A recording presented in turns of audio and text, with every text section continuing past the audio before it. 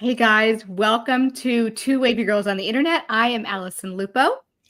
And I'm Courtney, Swavy Curly Courtney, that is. We celebrate all things wavy curly and wonderfully real. And we play around with all the products and read the back of the bottle so you do not have to. Welcome. We are so glad that you guys are here. We're glad that you're listening in. We are on episode 6. Can you believe that we are on episode 6 of this podcast we have started, Two Wavy Girls on the Internet? And I want to share, I'm very excited. I learned fairly recently that Two Wavy Girls on the Internet is in the top 100 of all beauty and fashion podcasts in the world right now. Oh my goodness. That makes me so happy. I feel like, wow. I mean, our downloads are going up. Our reviews are coming in. So you guys, if you are loving this podcast, please, please, please subscribe. Please submit ratings. Please download the episodes. It really helps us grow. And we really appreciate that because our number one goal is to always get as much information as we possibly can about wavy hair so that you can love yours at any stage, whether you're on your 7th refresh day like I am, or whether you're on your air dry day like Courtney is, or whether you're on your day 1 wash day. We want you to love it at every stage. And we are here to provide you with that information. And thank you again. We're just so excited. Courtney, how's your day? Happy Friday.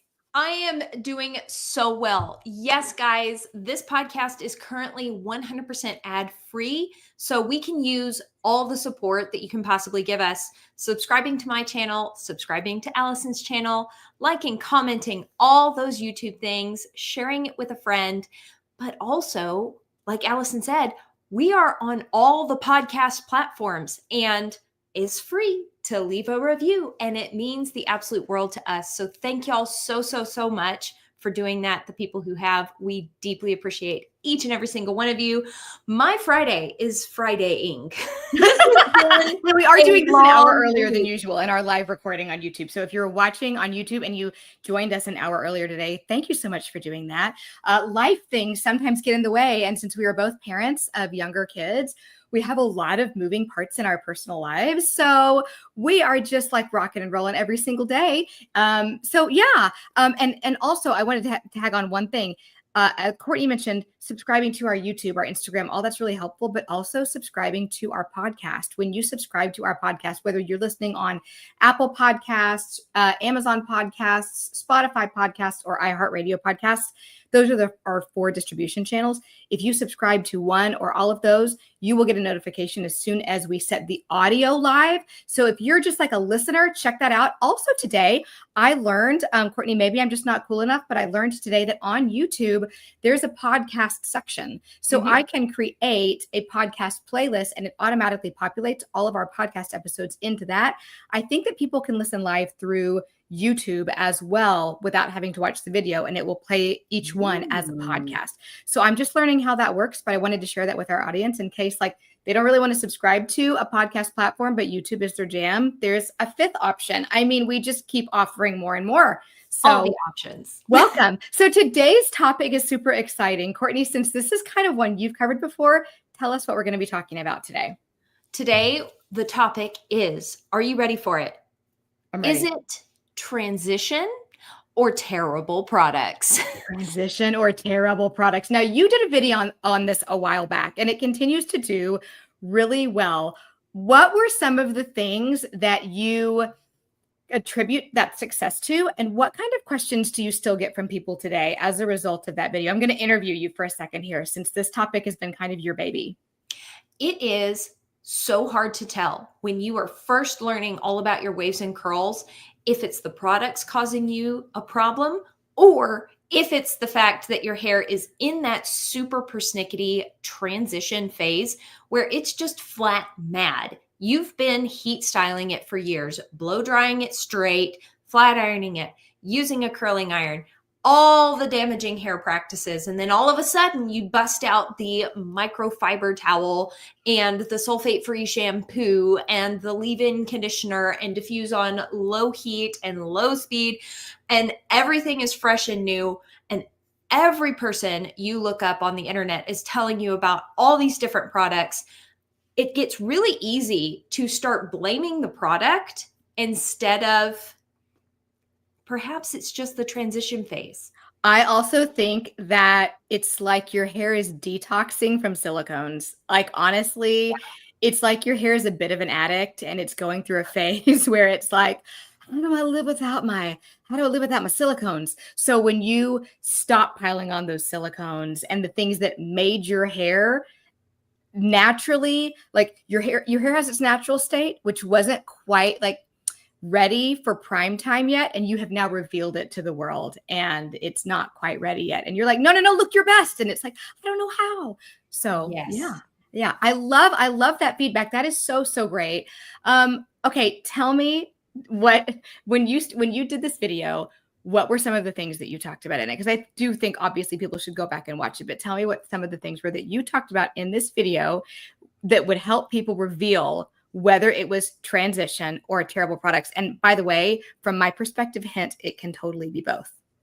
Totally agree. So, oh my gosh, it has been about 4 years since I did this video, and I did not rewatch it before we went live. You shouldn't, and absolutely not, because I think this is a good fresh perspective on this take. I mean, I'll tell you the first thing that pops in my mind, because I don't want you to feel like you've got to relive an old video. The first thing that pops in my mind is when you're transitioning, the first thing you do is reach for all the heavy products that generally are terrible for your hair, but you don't know it because they're the cheapest. Some influencer told you about it because she's getting a kickback, but she doesn't really like it. We've learned that's a thing, just saying.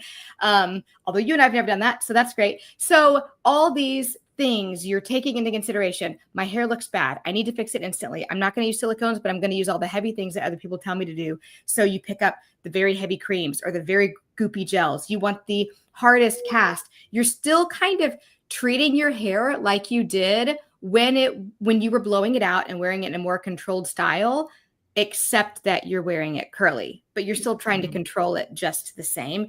And then bam, all those products build up, because that's what they do when you use heavy, sticky, shea buttery, mango buttery products. And then you also start using a really gentle shampoo. And then you have a whole situation. It becomes a whole different kind of cycle rather than the silicone sulfate cycle, which you and I have talked about before, I think, on different podcasts, platforms, things like that, which we can totally go into. So with the perspective that I took, it focused more on the fact that, as a general rule, I have seen this time and time and time again.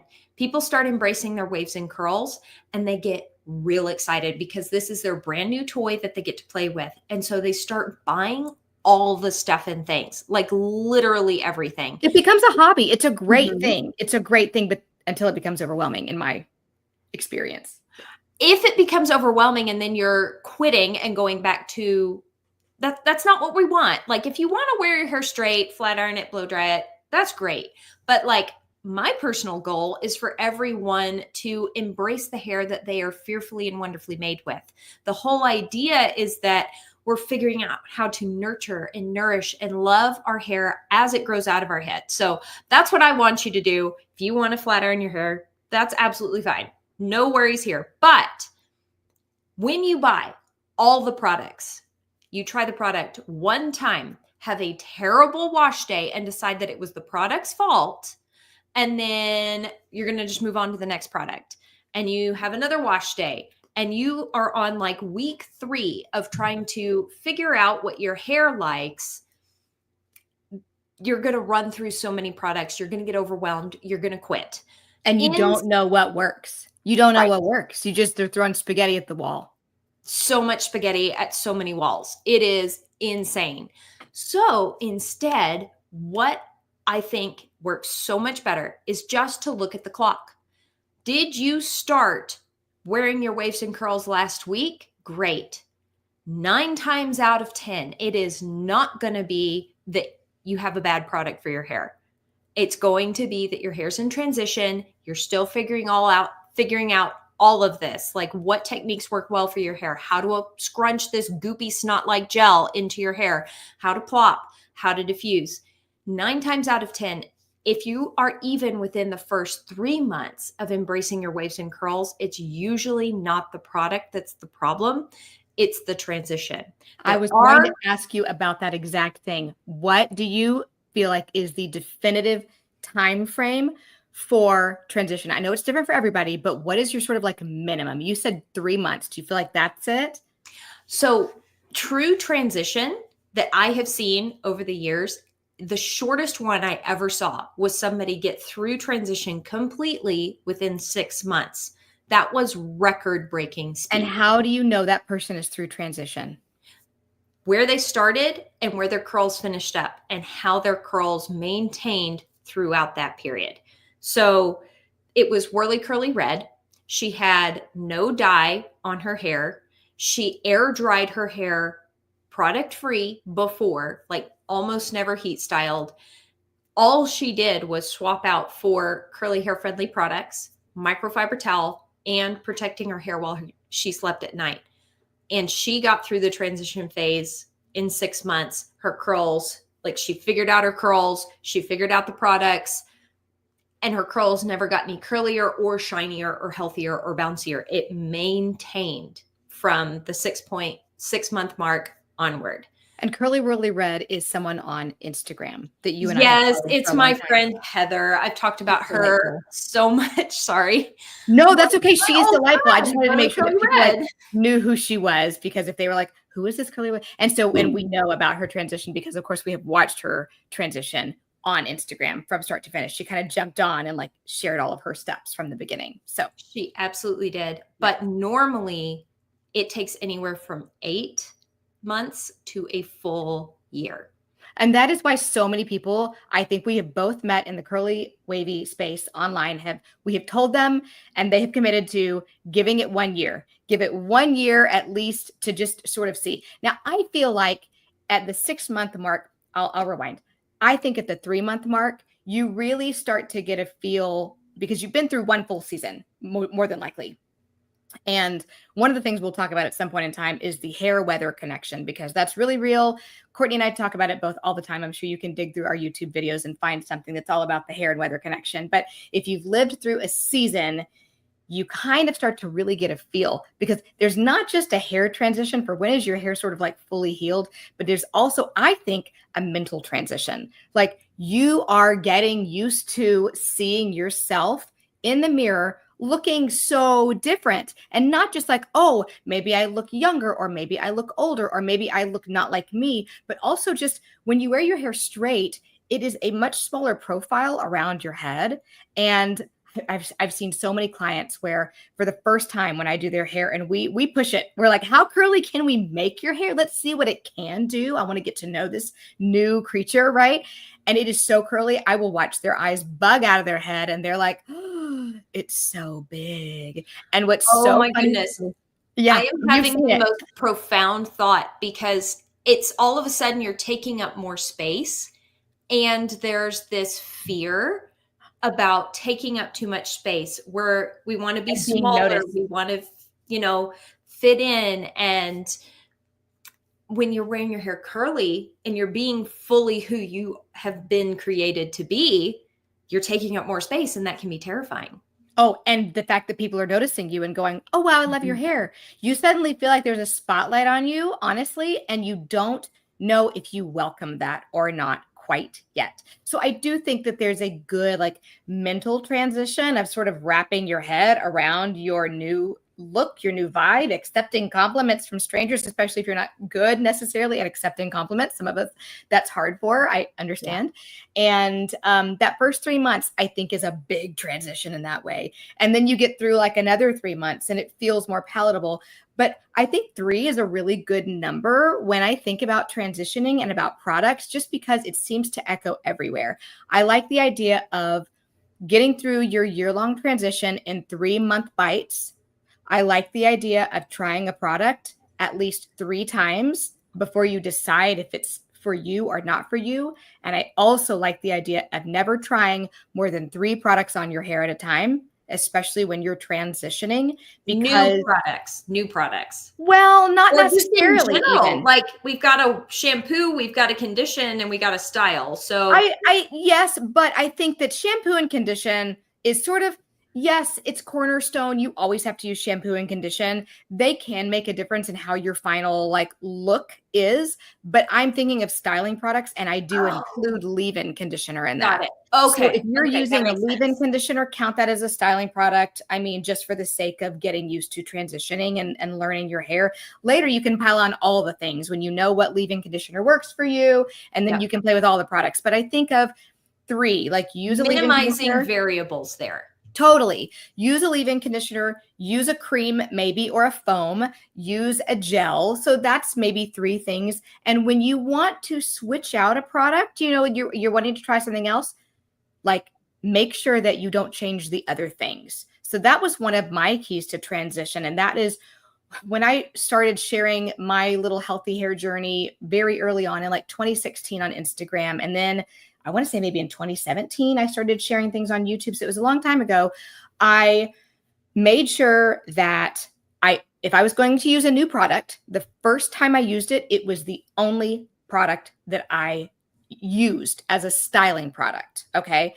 It was the only thing I used. If I was going to use a foam or a cream, I wanted to see what it actually did for me so that I would know what it would contribute to the overall finished look. Oh, my hair's really soft. Oh, my hair's really shiny. Oh, my hair is too sticky. Oh, this and that, right? Now, when you layer products, they can change a little bit. So you have to also figure out what products work well together. And I didn't want to go into all of these things and make this an overwhelming conversation. But I do think that if you limit how many products you're changing out and playing with, it makes life easier. When you add in a new product, use it on its own first, and then try it with your normal routine once you have developed a normal routine. And if you want to switch out a gel, just switch out your gel. Don't change anything else. Find out how it works with other things, find out how it works on your hair, give it 3 tries at least. And Mhm. that's my mental rule of 3. I absolutely agree. I would even, I think, limit it even more than you were, but it's similar. So you're going to shampoo and condition your hair. You will be using a leave-in conditioning product because you're in transition. You're working on healing your hair. Use a leave-in conditioning product, cream, something, and then just one styler. Really hone in on organizing your curl clumps, getting your curl families as nice and happy as you possibly can, and then get that gel in there. Instead of like trying to put one gel with another gel with a foam on top in the very beginning, like within the first 3 months. But once you've kind of gotten more comfortable styling your waves and curls, you kind of know what to expect with your wash day longevity with the gels that you have tried. Then maybe start adding in foams, maybe add in a custard underneath for a little bit more moisture, things like that. There are a few products that I would 100% say, no, that's a terrible product. It's not transition, it's actually a terrible product. Let's talk about that. And then we can talk about techniques as well. Look, there's another 3. Transition, terrible products, and techniques. We've got just the power of 3 today. Okay, talk more about that. Let's hear it. Okay, I kind of want you to go first on the absolute most terrible products because I have a deep-seated fear about bashing products because there will be 100 people who say these are awesome. But as a general rule, there's one set of stylers that I know for sure will make you want to quit the curly hair thing. I will preface this by saying if you love your hair, I don't care what you're using on it. Keep using it. Like honestly, if you love it, if it's loaded with silicones, if you feel like your hair is healthy, if you like it, like I don't like the hard and fast rules. I'm not a big rule person. I'm not a big rule follower, to be honest. So like when people say, "Oh, I love Cantu," and I'm like, bleh, or people say, "I love Shea Moisture," and I'm like, gross, or they say, what's the other one? Oh gosh, there's another one that everybody loves. I cannot think of what it is. Oh, I know what it is. Hold on. It's Moroccan oil in the teal with the Moroccan oil. Oh, people love them. And I'm like, do you know that is literally, you're just buying silicone with fragrance added to it? Like absolute. Fragrance is delicious, Allison. it's not good for your hair, but you're not wrong about the fragrance. And a lot of people buy things just because, hey, it smells good. And I am, again, this is me like making the gag sound and like the gag face because those are my preferences. But if you love your hair, you feel like it's healthy, your stylist isn't going to argue with you and tell you there's an absolute ton of buildup that she's working with. And you should listen to her because she knows, because once you're getting your hands in people's hair, you know when there's like a sticky buildup, and like that is where I say Cantu and Shea Moisture. I am like that. That those two are yours that bug you. Those are my two. The first one that popped into my head was Shea Moisture, and I'm not trying to bash them at all. I just don't think they're for my client's hair. I'm sure that there is a whole league of people that love those products and they feel like it's for them. Maybe it's for those with very, very curly, coily hair that I don't see those clients in my chair quite as often. Now, I have heard others that do have also coily hair talking about that they also hate those products. So I think there's, in the stylist community, there's a fairly universal distaste for that particular brand. But there are going to be some people that love it. They make beautiful packaging. The fragrances are wonderful. It was one of the very first lines that I experimented with. About 8 months into using one of their shampoos, my scalp was on fire every wash day. And I could not figure out why, of course, because it took so long. But remember that contact dermatitis is compounded. So if you are using something for the first time, it's not getting in your bloodstream. It's not compounding in your bloodstream yet, I should say. Your body hasn't had a chance to mount an immune response to it if it's going to. It takes time for those things to develop. That's why you can move to a new area of the country and be like, why does everybody have allergies? I feel great. But then in about 2 months 2 later, to 3 years, you've been through a few seasons and you're like, why am I sneezing now? It's because it took time for your body to mount an immune response. And so for me, it took about 8 months before my scalp was on fire. And I had never been an itchy scalp person in my life. And then when I started my salon business in 2020 and started seeing clients, and Shea Moisture was still a very big brand, had my hands in people's hair. I do a lot of dry cuts. So I'm not washing hair first. So if you're getting a dry cut, I've got my hands in your freshly styled or day 2, maybe day 3 hair. And I'm like, what is this white, like chalky buildup on my hands? And I would wash the hair and it would feel slimy. What was that? It's shea butter. It's shea butter. But shea butter is, I'm not a formulator. I kind of wish I knew more about formulation. I try to learn, but I know that there are different qualities of shea butter. I know that when shea butter is combined with other ingredients, it can be more water soluble, because there are some products that I've used, like Jessie Curl, for example. Their deep conditioner is very shea heavy. And yet I've never had any problems with it. I've cracked that code. I am not a formulator. I am just a product junkie who has tried over 300 products. So what I've done in reading every single ingredients label on all of those 300 products is I have noticed that the products that contain shea butter high up on the ingredients label that do not have an emulsifying ingredient above it on the ingredients label, an emulsifier that's higher up, more concentrated in the product, it's going to feel waxy, do that weird chalky filmy buildup thing on the hair. Name some emulsifiers. What are some emulsifiers on a label that people can look for? So like in Jessie Curl products, you'll notice that cetyl alcohol is above shea butter on the ingredients label. Cetyl alcohol is an emulsifier. And I believe that it's having that emulsifier cetyl alcohol in higher concentration that keeps the Jessie Curl products from feeling that way. Fascinating. And just so you guys know, so cetyl alcohol, stearyl alcohol, and ceteryl alcohol, which is a combination of the two that we just mentioned, are fatty alcohols. They are not drying alcohol. So they're actually moisturizing for your hair. Alcohol is just sort of the class name of ingredient. Okay, now I'm feeling brave. I'm going to share the products that are 100% terrible. I know that these are super appealing. It's these.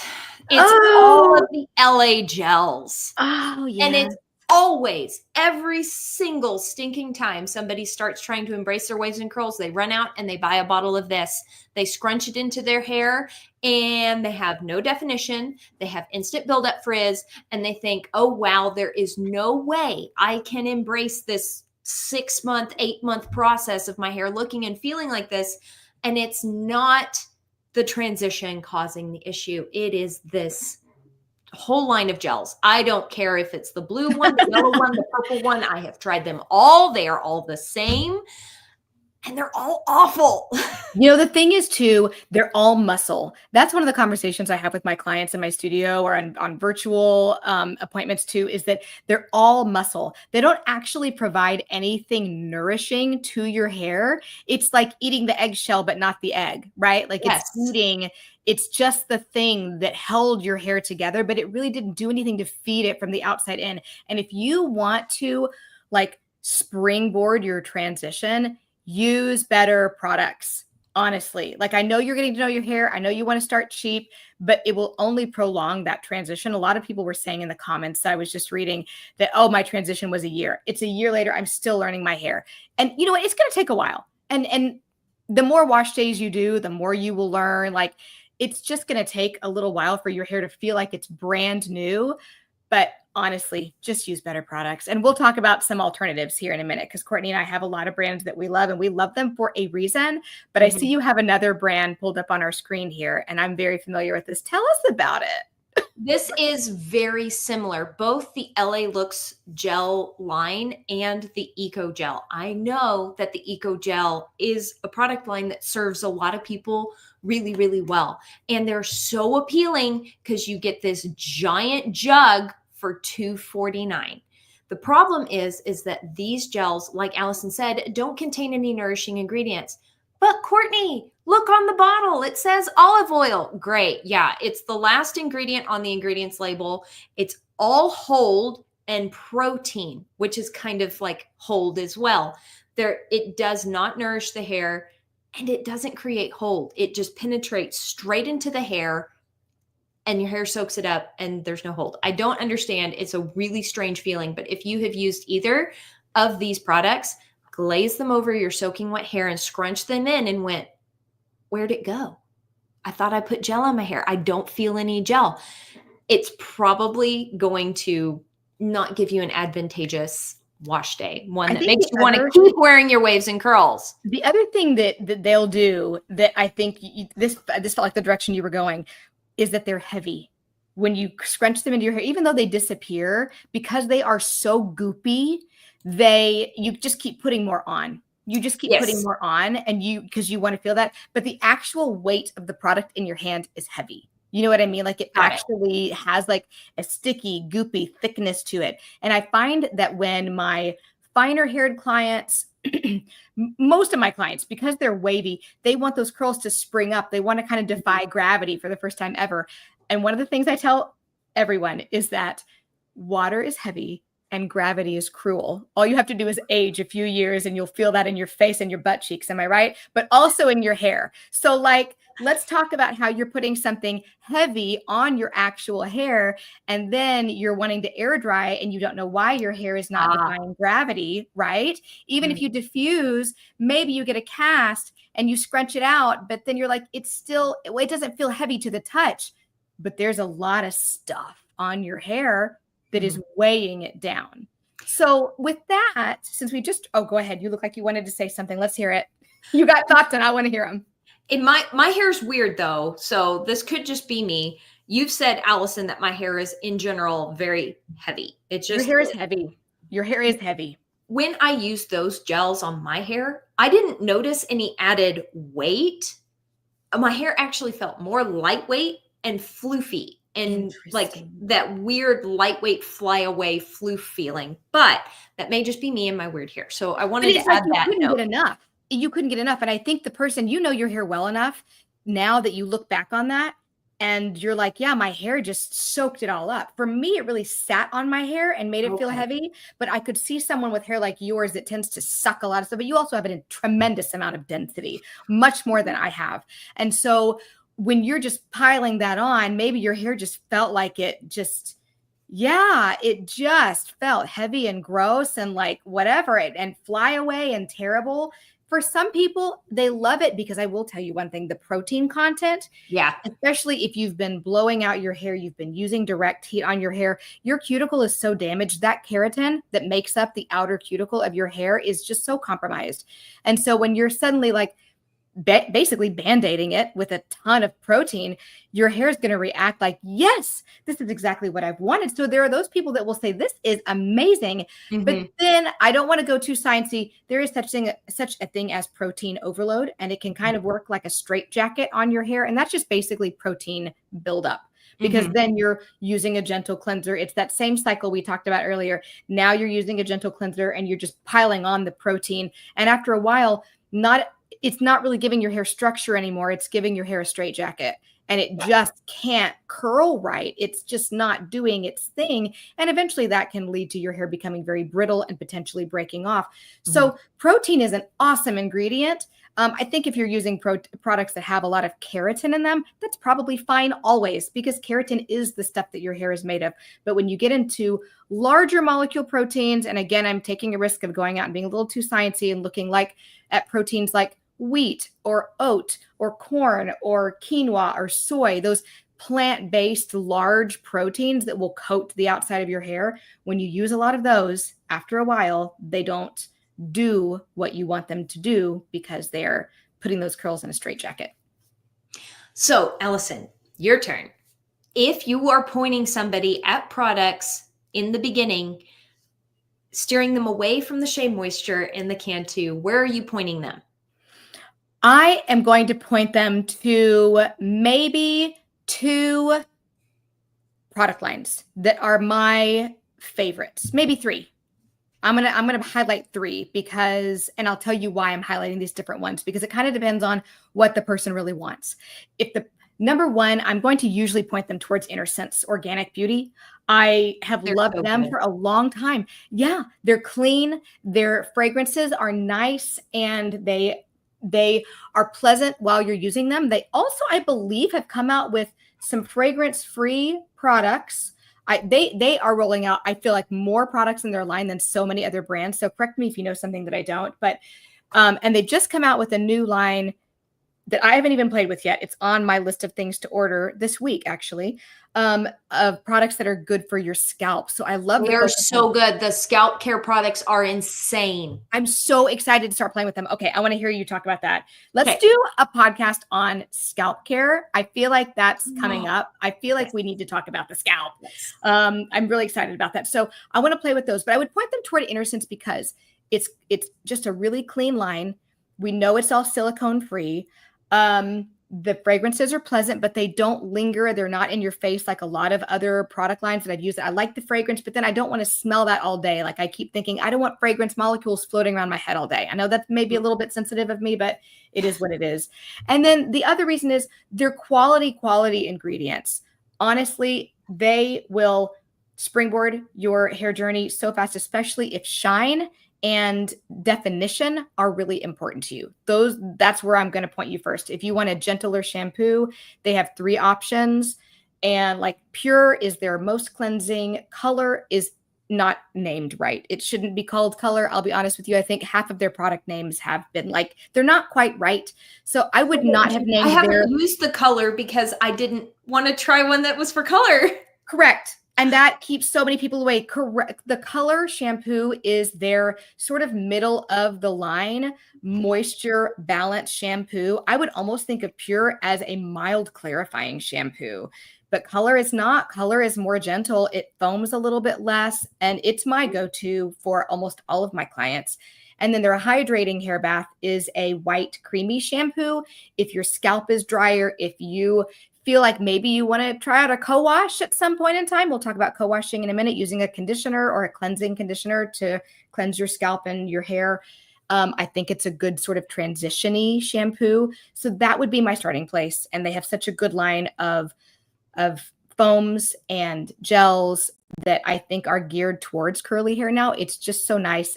Then I would also look at Hair Story for someone that really does want to try a cleansing conditioner that truly cleans the scalp very well. I love their styling cream. It doesn't build up. They are coming out with a gel soon. That's top secret information. It should be out later this year. And they have a wonderful product called Undressed that is like a spray gel.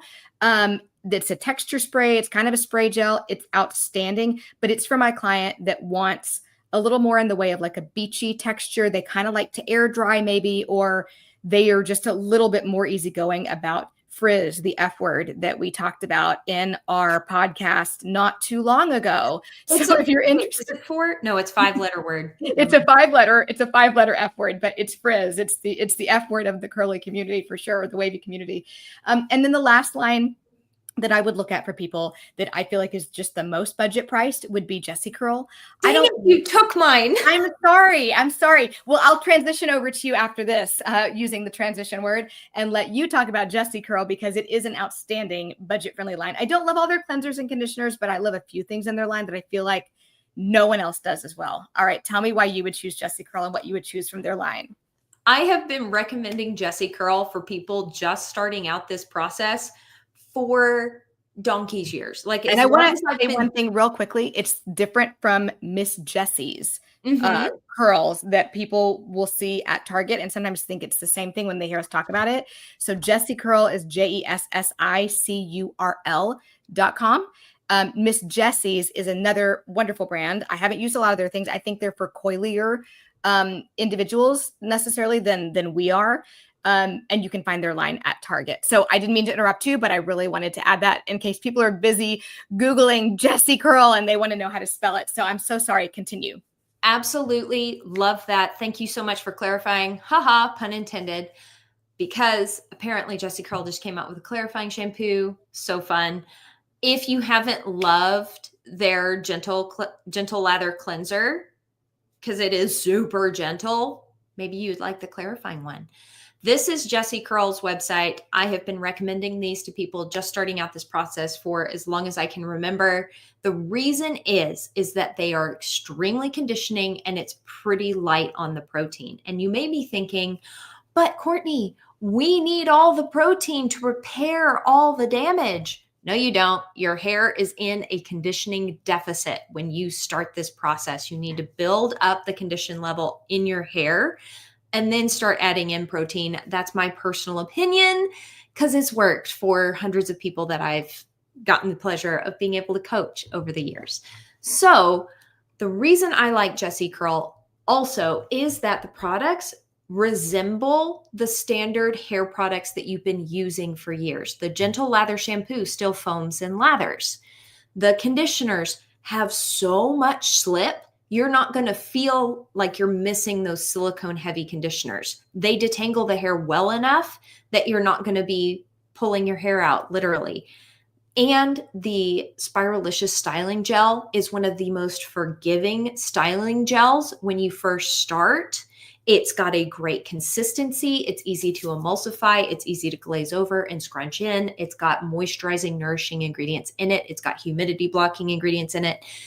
And it's got good hold. So it's so easy. Also, all of Jessie Curl's conditioners are safe to be left on the hair. The pH of the product is not super acidic.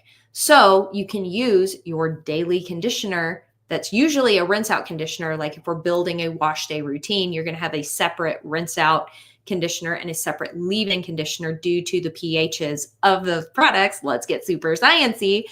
But the Jessie Curl conditioners are safe to be left on the hair. They have a good pH. So you don't have to buy an extra in this one instance. That's Kevin Murphy, by the way. Kevin Murphy's conditioners, I just learned recently. I feel like they need to put this on every single bottle. Now, I don't recommend all of his products, but Kevin Murphy conditioners, I learned recently, are formulated to be able to be left on the hair in the same way, which is super duper nice. So there are a couple of his rinse out conditioners that I love as leave-in conditioner for what it's worth, just to throw that out there. I love that. Angel Rinse in the pink bottle. It's got incredible slip. And it can be left in the hair, sucks it up. A little goes a long way. It's outstanding. I may need to try that. Yeah. Couple other more budget-friendly options, because like we're talking to the people who just started this process. That's where my mind goes. I remember where I was when I started. the idea of spending $30 on a shampoo to me at that point in time in my life made me want to cry. Now I'm cool with it because like it's worth it. But I understand that if you're in transition and you're trying to like get your feet wet and your hair wet, you might not want to be pouring that kind of money into products. You can buy travel sizes. That is something that I did a lot of. I bought a lot of InnerSense travel size products so that I could test them out. But For You by Tia is a line carried in Walmart. They have a really nice clarifying shampoo, and their hair gel is super similar to a high-end hair gel called Eco Slay Orange Marmalade. It's got a lot of hold, a lot of moisture. For You by Tia has been great. Not everything from the line has been something that I have grabbed, but a couple of those products have been incredibly helpful. And if you are needing an under $5 hair gel because you're just trying to play and see if this thing works for you, Aussie Instant Freeze. It's good. They've reformulated it once again. It's not a super reliable product, but this variation of the formulation that they've come out with is excellent for people who are just starting out, needing a hair gel. That's cheap because they're wanting to play. If you want to do the thing and do the thing right, listen to Allison. InnerSense is incredible, but I understand that you're not all going to jump in the deep end of the pool when you start. So those are my super budget friendly recommendations. But I would say that try those budget friendly recommendations to start for sure. If you are super new to this, you've found this podcast, you found us on YouTube, and you're like, who are these people? What are they talking about? Oh, they're just two wavy girls on the internet who've been doing this for 10 years. But really, we want you to start where you are comfortable. But after a minute, like really do consider trying better products. And I hate to say better because it sounds like I'm being a snob, but it really does make a big difference. And I know that because I think I purchased my first InnerSense products when I was maybe about 9 months into my transition. It was about the time that the Shea shampoo was making my head itch. And I was like, I've never had an itchy scalp before. What is this? And I was like, I'm just doing it. I'm just going to buy a shampoo and a conditioner from InnerSense. They were brand new. Their products still came in brown bottles with like a brown label. Like they have rebranded so much since then. It's like it's a complete 180 from what their branding used to look like. So I've been using them for a long time. And I was like, this is where it's at. And I didn't look back. I was not a stylist at the time. I did not get any kind of discount. I was not repping them at the time. I just bought them because I wanted to. And I can't even say I'm repping them now. I just use them in my studio and I really, really like them. So I will say that a lot of times when you try a new product for the first time, you're not quite sure what to do. Go out on the internet and look up what other people have to say about them. Look up reviews. One of the things to note about InnerSense shampoos and conditioners is that they are much more concentrated than what you're used to. So you are best off putting a little bit, and I tell people to do this with cleansing conditioners as well, a little bit in your palm, emulsifying it. That means rubbing your hands together and putting that like on the top of your head and the sides and kind of working that back as far as you can. Then take another little dime-sized amount, emulsify it again, put it back at the crown of your head and work that through. And then take a final little dime-sized amount. You're not using any more of any other shampoo. You're probably using less than you would, but you're spreading it out across your head. Add a little water into that and you'll be like, wow, I have a gigantic lather. I mean, it's so concentrated, you have to use it a little bit differently. And the same goes for their conditioners. A little bit goes a long way. Add water to it as you're using it. So one of the things you guys have asked us about in our comments on these videos, I've noticed is, can you guys please list the products that you're talking about in the description? Well, Courtney and I do all of this off the cuff, and we are both minimalists when it comes to editing. So if you are interested in any of the products that we talk about on this podcast, please look at our links that we have in the description. I've included Courtney's link to her favorite products and my link to my favorite products. You can click on those. So if one of us talks about one thing, Courtney, do you have for Tia? Is it for Tia in your list of favorite products? Shoot. I'll update it. Make sure you add them. So that way, if you guys want to find those, you can click those links in our show notes and find the products that we are talking about. So thank you for being forgiving with us. We appreciate you guys. And that is where you can find the products that we've discussed in each one of our podcasts. Let's tackle this question. And Allison, I feel like this is a question for you. I'm getting a cut and color next week. Do you recommend clarifying before my appointment or using a bond treatment or both? What are your thoughts? So many things in this question. I love it. Okay, yes, and yes, all of the above. If you are getting a color treatment, if you're getting a cut, you don't necessarily need to do all of these things. It actually would be better if you're just going in for a haircut to let your stylist sort of assess if there's buildup on your hair. I actually just got my hair cut by a professional recently, and I wash my hair 95% of the time with Hair Story New Wash Original. And I wanted to know from her, like, do you feel any buildup on my hair? Like she asked if I was clarifying very often. And I was like, girl, once every like 2 months, once every 3 months, like, and with InnerSense Pure shampooing twice, like I don't use products that build up, but I wanted to know. And she said, no, it feels really good. Like I don't feel any buildup on your hair. So I was happy to hear that. So I would recommend if you're just going in for a cut, especially if this is a new stylist to you or you're trying out some new products, it would be a good way to find out from another person who's got their hands in your hair. Do you have buildup on your hair? Are these products building up or does it feel pretty good? Now, if you're going in for a color, you will always get a better result if you have done some kind of bonding treatment. That's not a requirement by any means, but it will make your hair stronger before your appointment. And actually, Hair Story just came out with the bonding treatment. I'm going to jump ahead a little bit to our product spotlight because I haven't even played with these yet, but it's just such a good question. I wanted to answer these. So the Bond Boost goes in your actual new wash that you wash your hair with, and the Bond Serum is a leave-in conditioner treatment. Again, I love this brand, but I haven't used these. So in all transparency, I'm spotlighting them because it's new, it's exciting. I had a couple clients ask me about them, and I'm like, I have them, but I haven't even got them out in the boxes yet. So I have yet to play with them. But what a bonding treatment is going to do is make your hair stronger so that let's see, how does it work? It actually creates synthetic disulfide bonds on your hair just so that it won't break as much. That's really important if you're getting a lightening or a highlighting type treatment. So if you're using bleach or high lift color on your hair, that's a great way to just prevent breakage, especially if length is really important to you, and density. And it also gives your hair a more even canvas for it to absorb all those color molecules if you're having color put on your hair. So those things just work really well for getting you the best color experience, whether it's lightening or adding color to your hair, but it's not necessary for a haircut. So those are my thoughts. Courtney, what do you think? I have an interesting approach. So this is how I'm approaching it. I am assuming that the hairstylist is not a fancy smancy curly hairstylist like you, that they are a standard traditionally trained hairstylist. They're going to put the color on the hair, let it process, wash the hair out with like a standard salon shampoo, use a standard salon conditioner that might have some silicones in it. They're going to put the blow dry serum and the heat protectant on the hair before they style it. That's full of silicones and ingredients that do build up. Then they're going to blow dry the hair and get a curling iron on it. And you're going to look amazing because it is so dang fun to have a hairstylist do your hair. But then what do?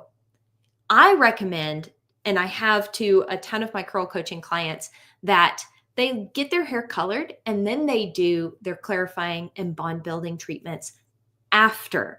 And they're usually pretty concerned that the clarifying shampoo is going to pull all of their color off, like they're going to have gotten their hair colored for nothing. Turns out that there's kind of an excess of dye on the hair for that first wash after you get it colored. That clarifying shampoo pulls off the excess, but it doesn't strip the entirety of the color out of the hair. And then you're going back to your color safe shampoos and whatnot in your regular curly hair wash day routine. You've removed all of those silicones that your awesome hairstylist used, because silicones do have a purpose. They do actually, in fact, protect the hair from heat. We like them in that scenario, but if we're embracing our waves and curls, we're not doing all the heat, so we don't need all the silicones. Anyway, I like recommending clarifying, deep conditioning, bond repair treatments post cut and color. What are your thoughts on that? How soon post cut and color though?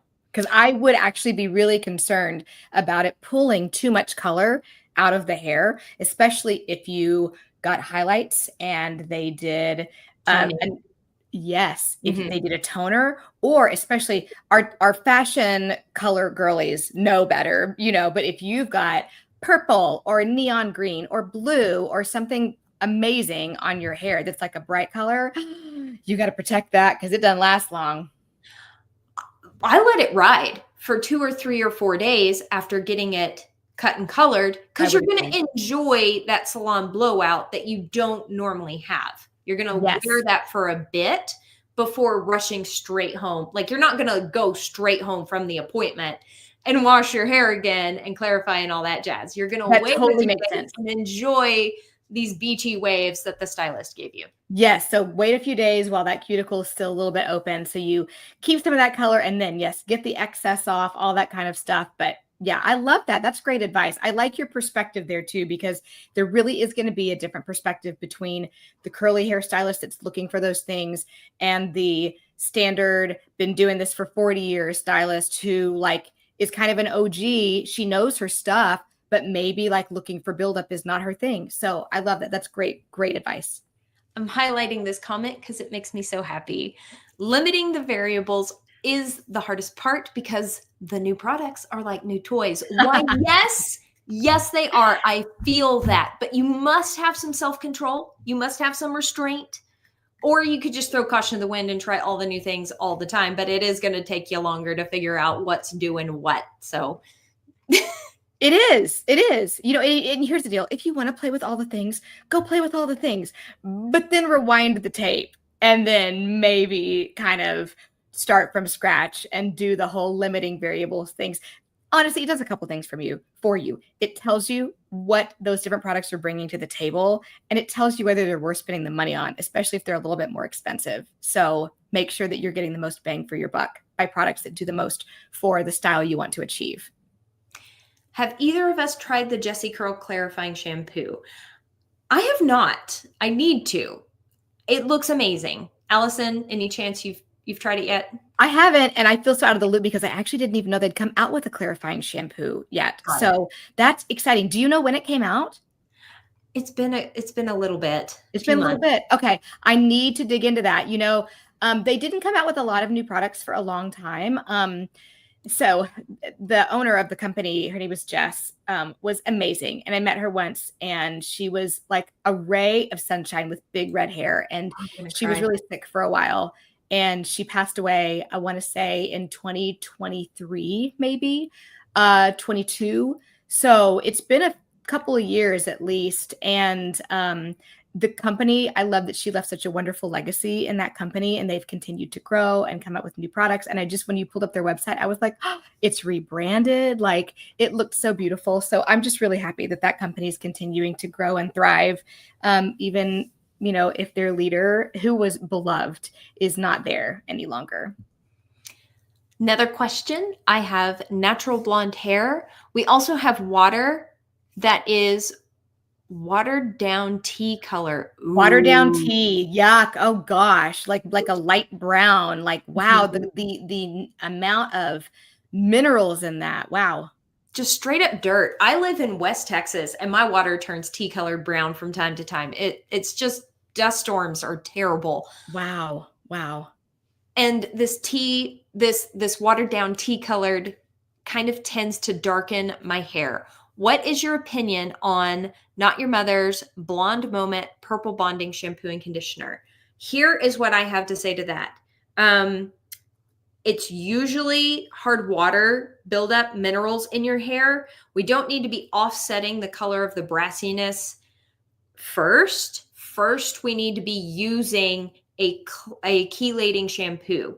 A chelating shampoo will tone down that brassiness like 3 levels. But if you are still having brassiness that's beyond what you like, I actually think the Olaplex toning shampoo is way, way, way, way worth it. I have tried the Not Your Mother's Bond Moment Purple Bonding Shampoo and Conditioner.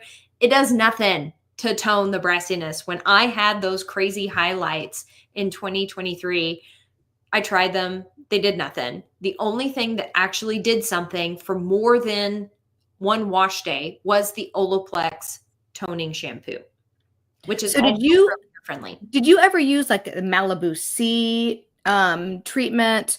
What other like chelating shampoos would you try before trying out any kind of purple shampoo? Or would you not bother with the purple shampoo at all?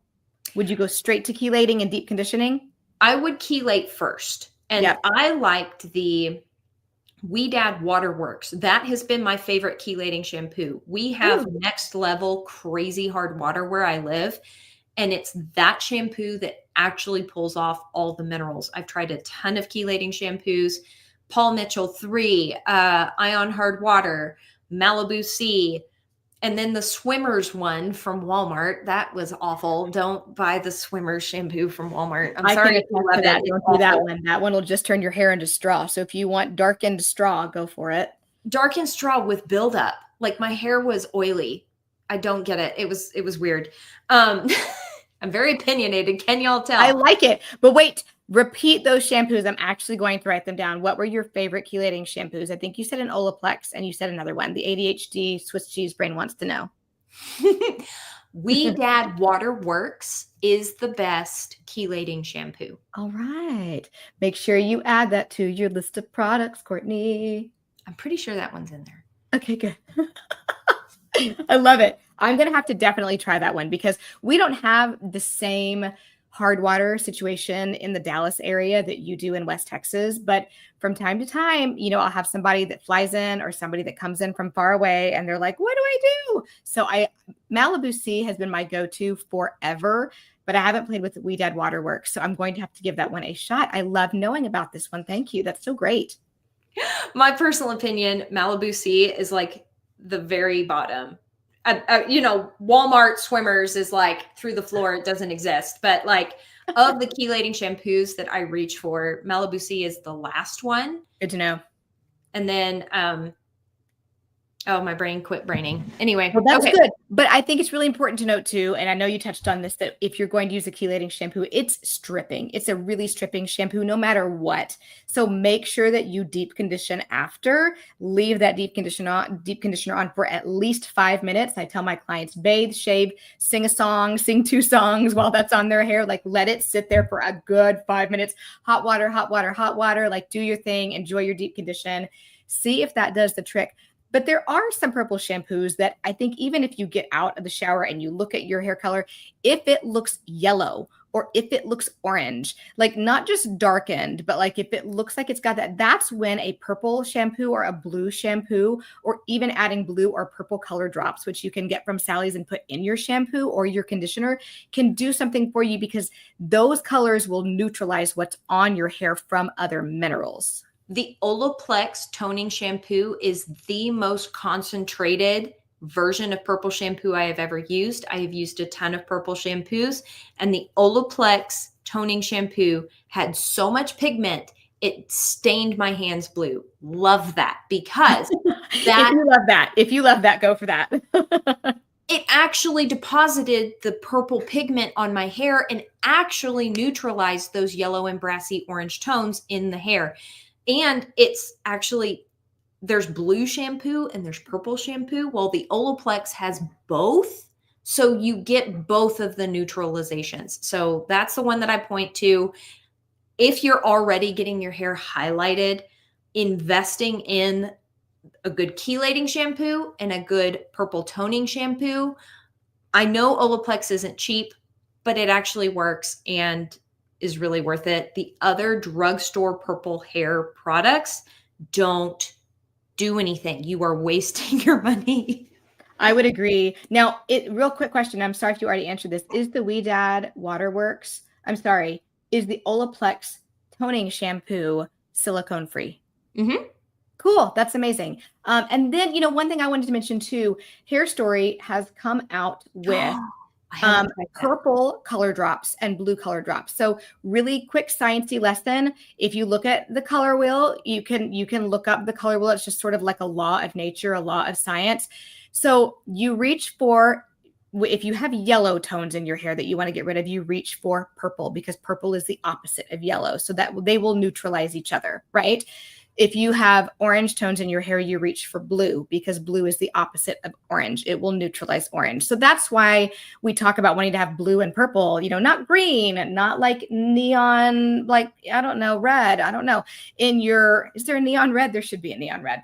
In your shampoos, you want purple or blue to neutralize those yellow or orange tones. And one of the things that Hair Story came out with fairly recently are color drops that you can add into, if you're like really into your cleansing conditioner like I am. I don't really want to use a shampoo, but you want to neutralize color and you don't need to chelate. You might consider these, because you can buy just blue or just purple, which is really kind of cool. You can also buy just color drops from Sally's and add them to your shampoos or to your conditioners to sort of get the color that you want without necessarily staining your hands, if that's not your vibe. But if that's your vibe, you go for that Olaplex toning shampoo, which I'm totally going to play with. So I love the info. Have you ever tried Aveda Be Curly? It's been a really long time. I think I tried a couple of products from the line when it was new, and I wasn't blown away, so I didn't stick with it. I gave them more than 3 tries. What about you? Have you used them? This is a good question from our audience. I see everybody talking about the Aveda Be Curly, and they look so intriguing. But I tried the Aveda Nutriplenish line for a 1 brand wash day, spent ungodly amounts of money on those products. Wow, those are expensive. And while they were incredibly nourishing, I feel like they were really high quality products. I didn't love them. So I haven't bought and played around with the Aveda Be Curly because of the price point and my previous experience with other Aveda products. That may not be fair, but I see a lot of people raving about them, so they might be good. I think that Aveda has been a company that's been in trouble for a real long time, and I've seen them closing locations, and I wonder if they are doing a really good job of influencer marketing, because suddenly everybody is talking about Aveda Nutriplenish. I've heard about it, and I'm like, okay, like Aveda has been around since like what, the 90s. I love Aveda purely for the smell. Like, give me that smell all day long. My sister pointed out to me that one of my favorite lines, which I didn't recommend earlier just because I think they're very niche, but I do love them, is Cult and King. And all of their products are very herbal Aveda smelling. So if you're in it for the fragrance and like you want Aveda but not Aveda, Cult and King is great. Well, InnerSense got that really good herbal, awesome scent. But they're like orange creamsicle. That's what I think of when I think of InnerSense, is they are orange creamsicle with a dash of rosemary. I feel like Cult and King is very like, I don't know. They've got more of like a mint, like that rosemary mint from Aveda that I used to be so obsessed with.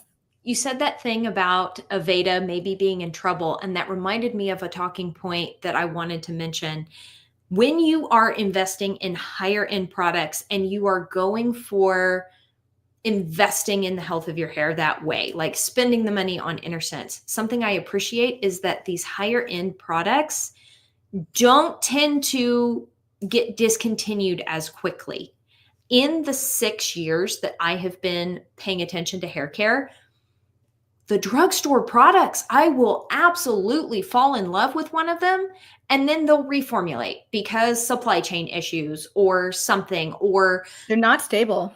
No, it's so hard to find consistency. But InnerSense has been around for a good long while. Jessie Curl has been around for a good long while.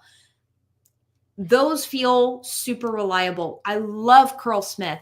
And the original product line from Curlsmith, the orange labels, are incredible. They've been around for a while. They're not changing those formulations. It's consistent, which is really nice. That means a lot. I remember falling in love. I know Diva Curl's been around for a while and they're not necessarily going anywhere, but I remember falling in love with their foam a long time ago. And then they reformulated, but they had a little sticker on there that said like, same, what was it? New look, same formula. And I was looking at the back of the bottle, and again, reading the back of the bottle so you don't have to. And I was like, that's not the same formula. I have an old one right here. Look, they're different ingredients. And like that kind of dishonesty just put the worst taste in my mouth. So I had the front of the bottle, y'all. What was that product again? I missed it. It was the Diva Curl foam. that it was the Okay. one and only foam they had. They might have more than one now, but it was the only foam they had for a while. The curl enhancing foam, I think it was. Uncle Funky's daughter pulled the same thing with their Curly Magic Curl Stimulator. I loved that product because it was glycerin free and protein free, and it was an awesome curl enhancer. I went and picked up a new one. It had glycerin and hydrolyzed wheat protein in it. And I have both bottles. I am looking at both. Because I'm me, I called customer service and went, hey, I noticed y'all reformulated. Can you tell me about that? And they went, no, we haven't reformulated. It's the same product. And I said, but the ingredients labels are different. And they said, oh, we just updated the ingredients label to reflect the formula. And I went, so you're telling me that an ingredients label that contained wheat for years didn't disclose that there was wheat on it? And which is really important for somebody gluten-free to know. Like, that's humongous. You can't not put that on there. I mean, I'm sure, listen, again, we're not formulators. There's got to be some kind of threshold. We're like, oh, it's like 0.0003 of the formula. So we don't have to put it on there by FDA standards. I really don't know. I am making this up. So please take that with a grain of salt. But that could be the thing. Yeah. It could be the thing. But again, usually on product labels, it's like the top 5 ingredients that are the most concentrated. So if you saw that popped up into the top 5, then that would tell me that that's a formula change. But yes. Anyway, so we're not FDA formulators. We don't regulate all of this. We just read a lot of ingredients labels and we notice things like that sometimes. Here is my product spotlight. What is that? It looks like apple cider vinegar. This is Eco Slay Lemon Drop. Okay, tell me more. All right. I like good things about lemon drop. You have to refrigerate these products because there's no preservatives in them. So you use cold temperatures to preserve them. They have a lot of really natural ingredients. This lemon drop foam has been in formulation for years. This is the hardest hold foam I have ever tried. Do you use a gel with it? Do you use a gel with it, or do you use it by itself? Is it like a gel and a foam had a baby? No, you use it by itself. It is a true foam. It's not one of these gel foam things. It's a true foam, and it gives a rockin' hard cast. And you have to put it on wet hair. If your hair is damp when you use this, no. It's incredible. I've never tried a product like this. If you are somebody who is needing all the hold, but also needs super, super lightweight, try this. Thank me later. It's worth it. It's incredible. And foams are the key to happiness for people with heavy hair that need to kind of lighten it up. Courtney, they are the key to happiness for people with hair that easily droops and they want to defy gravity. Like, even using a foam under your gel can help fluff that up, lighten that up. I don't know why. It's like it infuses air into the hair. It's magical. So foams are where it's at. I love foams. And foams are different from mousses, we should say, because sometimes people will use the terms interchangeably. Foams are going to come in, I don't know what that bottle is called, but like an air pump bottle, rather than that's going to be your foam is your air pump bottle. And then your mousse is going to be your upside down. It's going to have a propellant in the formula, and it's going to go psst, and then, like Courtney did, if you're watching this on YouTube, and expand in your hand. And those usually will have a harder hold, not always, but those tend to be a little bit more gel-like in my experience. But foams, I love a good foam. Okay, my product spotlight. I already talked a little bit about the Hair Story Bond products, but I thought it'd be fun to not only talk about the ends of your hair, but my real product spotlight is talking about the root of your hair. So this is Tonic. It will be backwards for those of you watching this on YouTube, I'm sure. Tonic Conditioning Hair and Scalp Potion. So this is a scalp serum from a brand called Cult and King that I love. All the tingle every time. I'm talking salicylic acid, so good for any breakouts you might have on your scalp. Witch hazel for balancing. You've got banana fruit juice, which is really moisturizing for your ends. Saw palmetto, which is an ingredient that can actually help to regrow hair. They've done their own little baby clinical studies and seen tremendous hair growth on their personal client. So this is not like a claim, but it's something that they have seen in their own experiments, which I think is pretty cool. Allison, I can attest to this. I picked up one from you. My husband stole mine. They will, because it comes in this cool black bottle. And if they see it on your counter, it becomes theirs every single time. Continue. And it worked. It worked. It regrew hair. Wow. On him and you? Like, did you see more in your temples? I didn't, but I don't have a major, well, I guess I do. I'm getting old. Everybody does. But I really noticed it on him. I didn't personally see a lot of regrowth, but I didn't get to use it very consistently because he stole it. It's amazing. And they will steal it. And it does work. That's incredible. I'm so glad that he saw that. I'm glad you told me that. Thank you. I've had a number of clients that have had excellent results with this. Green tea as well is a caffeine that will stimulate your hair follicles. So if you see ingredients, like a lot of scalp serums you'll see now have caffeine as an ingredient, and that's to stimulate your scalp follicles. White willow bark extract is a stand-in, like a natural alternative to salicylic acid that's not quite as irritating, but I love that they have that in there as well. Lavender flower extract. I know some people are allergic to lavender flower extract, but lavender is incredibly soothing to your scalp. And then, of course, we've got, there's tea tree in here, which is wonderful for antifungal. And there it is, menthol crystals. Down at the bottom, menthol crystals make this amazing tingle on your scalp. So I like to use this by like spraying this directly at my scalp. I'll sort of gently part my hair and spray it on my scalp. And I have a couple of clients that have reached out to me after buying it and gone, how many times a day can I use this? Because the tingle becomes addictive. How many times a day can I use it? I feel like a drug dealer, but it's just tonic, man. Like, it's okay. You can use it as much as you want. So I tell them, like, it's okay. You can use it as much as you want. It won't make your hair greasy. It's not super oily. It's just such a great product. And the tingle lasts, use enough of it, but I will, on my clients, after. You can use it anytime. You can use it before you go to bed, although the smell is very invigorating, so it could keep you up. But I like to use it on my clients after I've freshly washed their hair and before I put in their leave-in conditioner, but you can really put it in anytime. I will separate their hair, spritz another section. I'll usually separate the hair so I can see the scalp and do one at the back, and then I massage that through. And then I use leave-in conditioner and whatever product. It doesn't leave the hair greasy at all. But when we start blow drying their hair, diffusing that hair into place, they're like, especially the new ones are like, what smells good? Or what is that? Why is my scalp cold? And like it's like magic. It's so awesome. So all that blood flow that's happening there, super healing, helping to grow more hair. It's just, again, I really want to have a podcast where we just talk about the scalp because I'm super excited about the scalp. And this is one of my products that I love to really treat yours. So you look like you were going to say something about this product. I had a question. So I tried applying it on dry hair because I wanted the tingle, but it didn't tingle as much on dry hair, but on wet hair, the tingle is incredible. Like when the scalp is damp. It could be that you didn't get it all the way to your scalp. You have a lot of hair. So it could be two things. It could be one, that you didn't get it all the way to your scalp and you thought you did, but you didn't.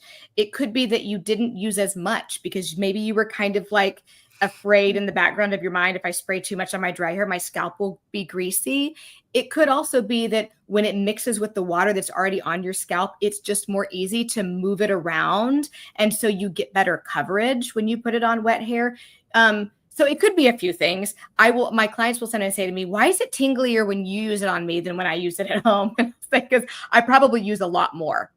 Because I will generally do a section that like kind of from ear to ear, but just across the top of the head. Like if you can find your parietal ridge, if you know where that bone is, like where you feel your head change shape up near the top of your forehead, like kind of above the arch of your eyebrows.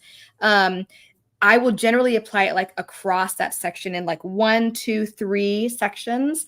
And then I massage it in. I'm sure my clients are like spritz, and they're done, where I'm applying like twice that amount because I think the more tonic, the better tonic.